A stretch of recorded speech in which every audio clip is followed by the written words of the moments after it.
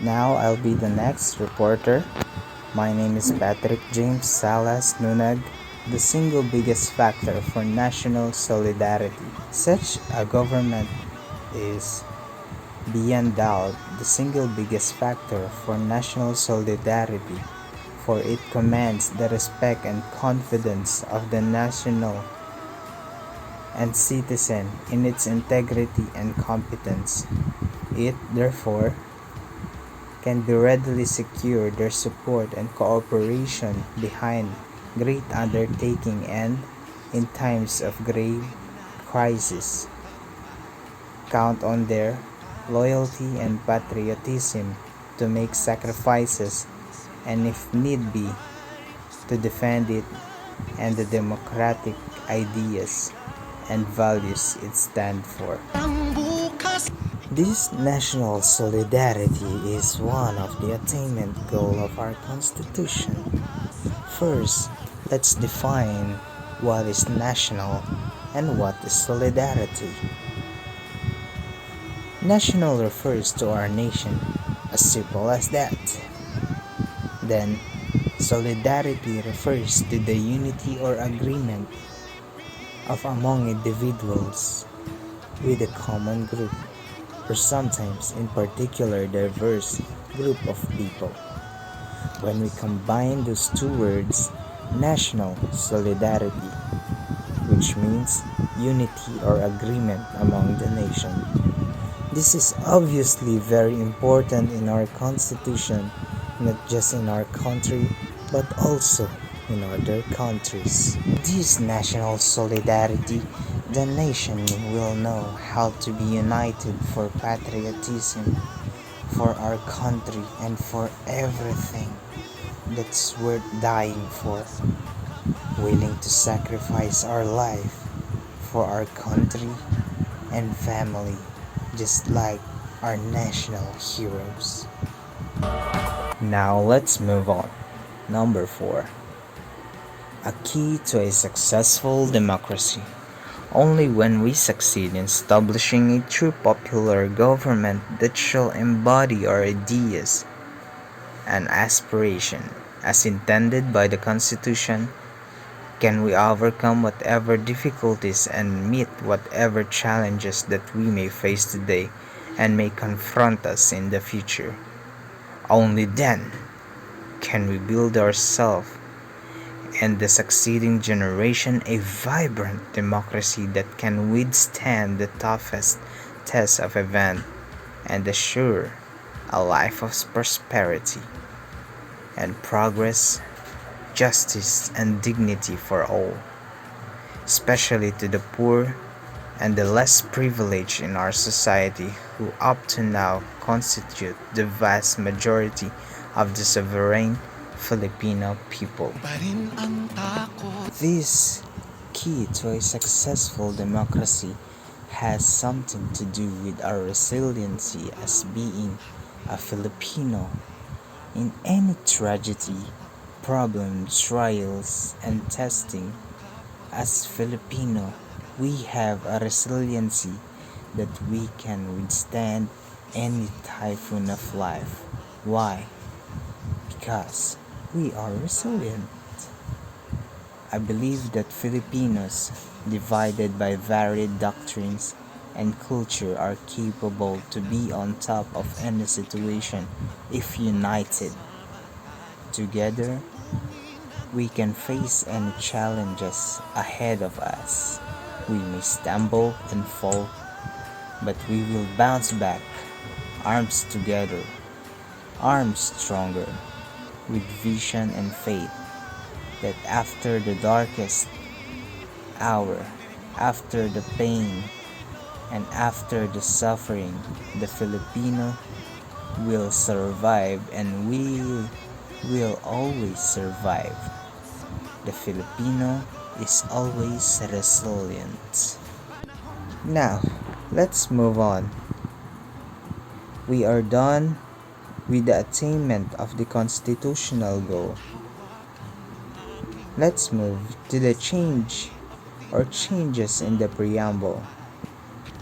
The preamble, consisting of 75 words, is one of the longest preambles.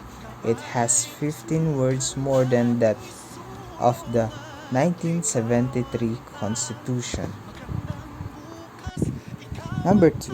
The praise Almighty God replaced divine providence in 1935 and 1973 Constitution, which was considered vague and impersonal. The latter term was used in 1973 Constitution as a compromise to accommodate some atheists in 1971 Constitutional Convention.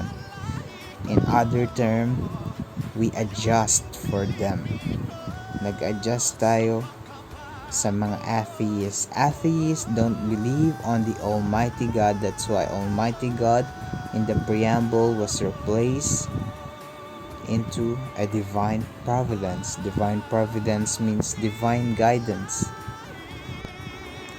Then next, the number 3. Common good is used to refer all the people in place of general welfare, which is not as inclusive as it may be interpreted to refer only to the welfare of the greater majority, and freedom instead of liberty, because the latter word does not cover freedom from want, fear, and ignorance. We have a question here. What is the difference between freedom and liberty? Although these two words are often used interchangeably, they're not quite the same. Let me explain. Freedom versus liberty. Gumamit ako ng Google just to define these two words. Google defines freedom as the power or right to act, speak, or think as want without hindrance or restraint.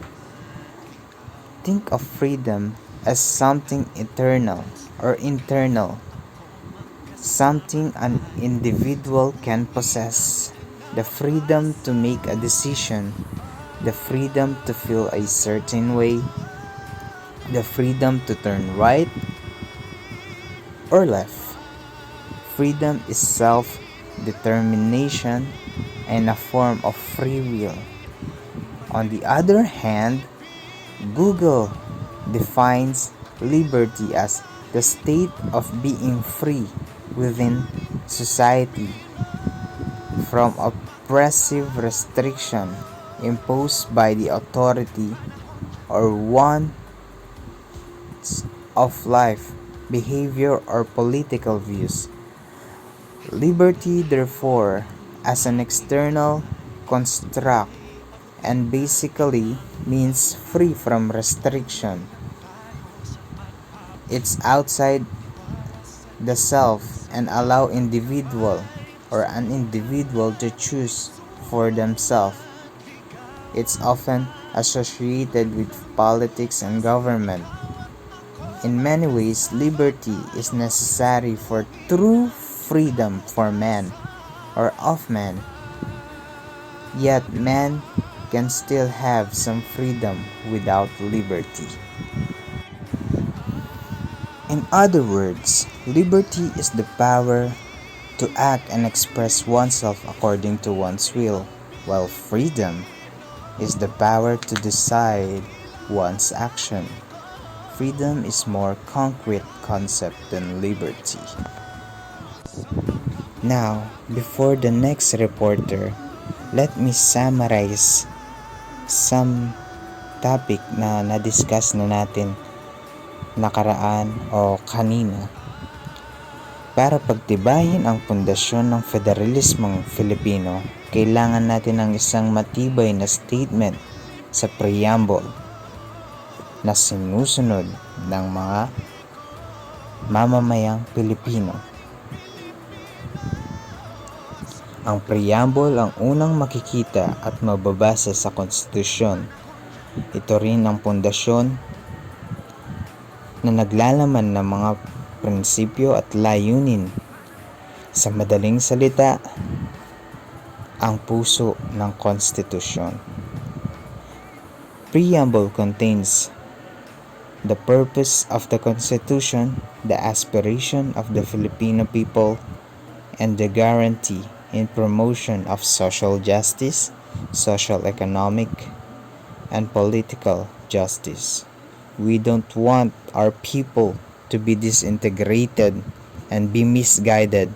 That's why we are trying to improve our constitution. Not just change our constitution, but our real economic development. Pero again and again, nasusunod ba natin ang konstitusyon na nakasulat? Sana hindi lang ito nakasulat sa isang libro. Sinusunod natin to dahil this is the principle and foundation of our constitution. This is our belief and we must die for it, gaya ng mga bayani natin. May our constitution be our guide in our everyday living, and so does our preamble. May God bless us. Again, thank you for listening and God bless. Good day, ma'am. Good day, classmates. I am Arian Gutierrez, the last reporter of Group 3. My report is continuation of the report of Patrick James Nunag. Number 4. Other amendments are the insertions of the following phrases and words: to build a just and human society, the rule of law, aspirations, truth, love.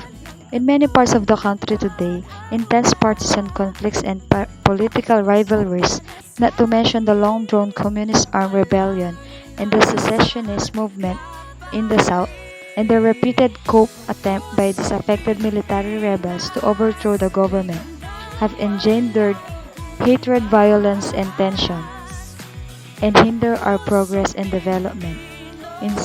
Incidentally, our Constitution is the only one in the world to enshrine love in its text, which can also be read as human fraternity or brotherhood. Pagkamakatao, mabuting hangarin, pagtitiwala, katotohanan at pagmamahal. Nailagay ang mga salitang yan sa kabila ng pag-aaway sa politika at rebellion sa buong mundo.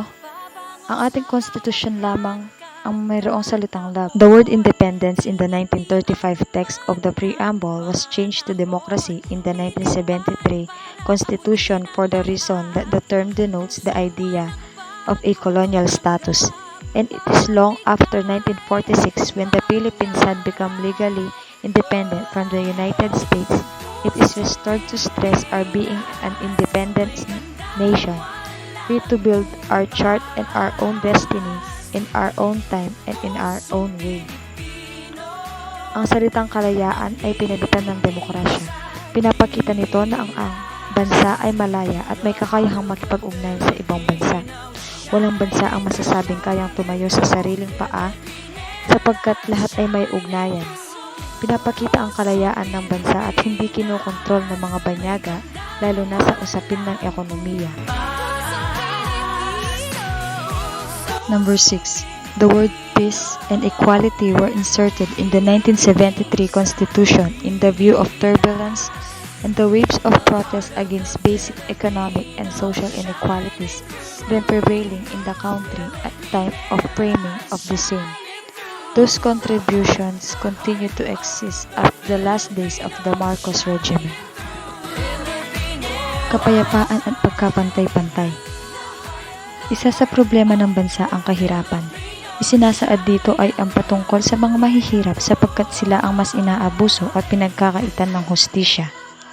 Sila ay nalalamangan dahil na rin sa kamangmangan. Ang mga mayayaman ay lalong yumayaman at ang mga mahihirap ay lalong humihirap. While the idea which is equality signifies is already embodied in the term democracy, it was deemed imperative that emphasis should continue to be made in the new charter of the egalitarian objectives of our society, But the intended principal beneficiaries of a regime of XXX equality are the poor and marginalized in our society. As to them, because of their disadvantages situation, equality really means protection under the principle of justice, which is imposed upon the state the duty to accord preferential attention to and solicitude for their welfare. Ang pagkakapantay-pantay tulad ng nabanggit ay patungkol sa mga mahihirap. Ang pagkakapantay-pantay ng bawat isa ang nagsisilbing proteksyon nila lalo na sa kanilang sitwasyon. Ito ang makakapagpakamit sa kanila ng hustisya. The preamble is speaking of domestic peace, and it exists not merely when there is absence of armed conflicts, hostilities, or lawlessness. This absence may be the one that is attained through the use of violence or the impositions of will over the people by means of control. Neither it is the state of being left alone to do as one wants. It does not mean absolute human freedom from all cares or disturbance. Kung masosobrahan ang kalayaan ng isang bansa, maaaring mawala ang kapayapaan. Kung mawawala naman ang kalayaan, ito ay maaaring mapunta sa kaguluhan at doon na mawawala ang kapayapaan na kinakamit ng isang bansa. As used in the preamble, peace should be understood more in its positive sense, meaning he presents the primacy of law, order, and justice, which after all are the very foundation as well as end and purpose of every democratic government. Ang kapayapaan ay dapat makamit sa mabuting paraan. Ang pagsunod sa mga batas ang magiging dahilan ng pagkakaroon ng kaayusan at hustisya na nagsisibing pundasyon ng isang demokratikong gobyerno.